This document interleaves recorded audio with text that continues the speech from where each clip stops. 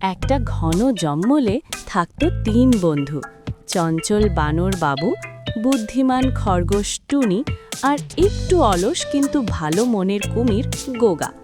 একদিন বানরবাবু চেঁচিয়ে বলল, চলো বন্ধুরা, আজ জঙ্গলে কসরত প্রতিযোগিতা হবে। খরগোশ টুনি লাফিয়ে বলল, ভালো কথা, আমি তো দৌড়ে সবাইকে হারাবো। কুমির গোগা ধীরে ধীরে বলল, আর আমি আমি পানিতে সাঁতার কাটব। প্রথমে বানরবাবু গাছে গাছে এমন লাফ দিল, ফটাফট ফটাফট সবাই হাততালি দিল।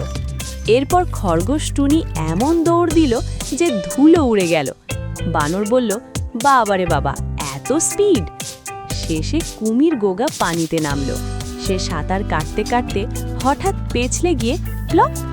সবাই হেসে কুটি। শেষে খরগোশ বলল, জেতা হারা কিছু না, মজা করাটাই আসল। ৩ জন একসাথে হেসে বলল, বন্ধুত্ব জিন্দাবাদ। আর সেই দিন থেকে জঙ্গলে প্রতিদিনই হয় মজার খেলা আর হাসির আড্ডা।